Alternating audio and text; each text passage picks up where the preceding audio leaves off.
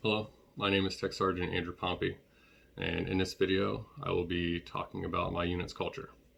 I will start by giving a brief description of my unit's culture, followed by some healthy and unhealthy elements, and finally, the importance of maintaining a healthy culture, as well as my role in shaping, strengthening, and maintaining my unit's culture. Now that we got an idea of where we're going, I am a part of the 321st Contingency Response Squadron, which falls under the 621st Contingency Response Group under the 621st Contingency Response Wing.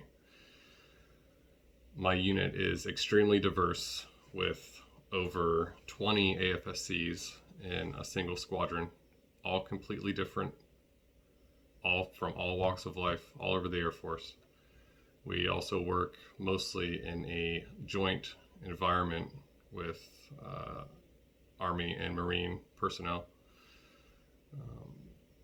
My unit is also extremely adaptable. Many of the tasks or functions of our missions are shared by all members across all AFSCs using cross-utilization training techniques, which just means that we're able to train individuals on non-standard tasks that are outside of their primary job. We also have an extremely high level of teamwork, given that most of our tasks require more than one person. Teamwork and also commitment to the task and the mission within that team is also very strong and held to a high standard. It's very important in my unit. With that level of teamwork also comes interpersonal trust, which is very high and held in high regard in my unit. Members need to know that their partners and their teammates know how to complete the tasks, and also that they have the integrity to follow through with completing the tasks. So some healthy and unhealthy elements of my unit and how they impact members. I'd like to start with open-mindedness. Starting from the top, our leadership is very open-minded and always has been since I've been there. We are all, at all levels, always scrutinizing processes and methods, always trying to find a better way to do something, a more efficient way. And this leads to airmen at all levels being involved and feeling like they are capable of making positive change, and everyone is very receptive to that.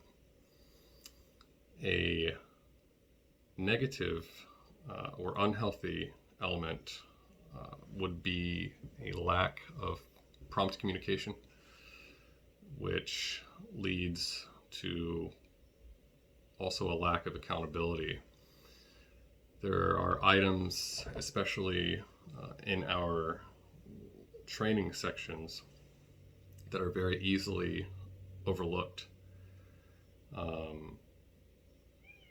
And there's a lack of accountability when they do get overlooked to kind of ensure that that doesn't happen again and give the discipline to reinforce that.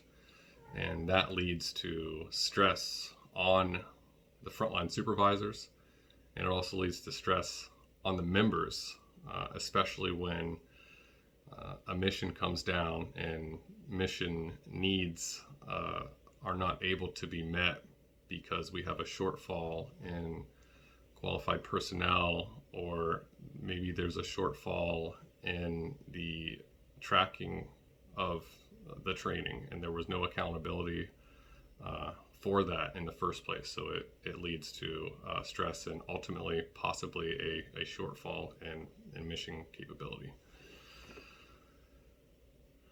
So, lastly, the importance of maintaining healthy culture. A healthy culture provides a safe, trusting, and efficient workplace, which ensures that the mission can be carried out effectively, um, as well as perpetuating the characteristics of a healthy culture through future leaders.